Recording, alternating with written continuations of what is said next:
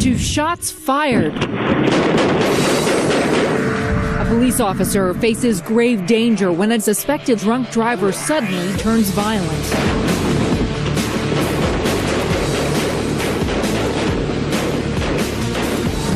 It's the wee hours of January 2nd, 2010, and Hamilton, Montana police officer Ross Jessop is behind an SUV. The driver, 36-year-old Raymond Davis, has had a run-in with law enforcement earlier that night. He looked drunk and was warned by officers not to drive.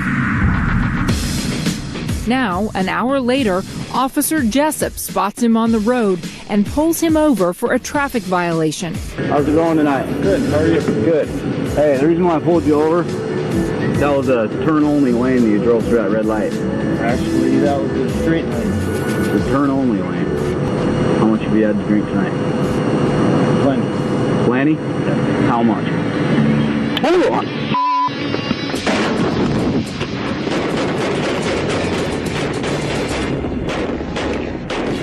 The driver pulls the trigger twice. Luckily for the officer, the first round was empty, and the next round misses.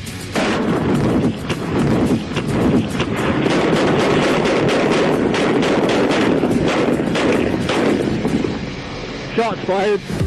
The driver crashes into a nearby utility box, causing an explosion. As Officer Jessop approaches the vehicle, he's clearly shaken by the near-death experience. 65163. That vehicle was about a search and rescue building. But he still has a job to do. Other officers respond to the scene and surround the vehicle, unsure if the suspect still has ammunition. Driver of the vehicle, shut your engine off and show us your hand. After a few minutes, officers approach the SUV and discover that driver Raymond Davis has been killed. Officer Jessop's rounds have fatally wounded him.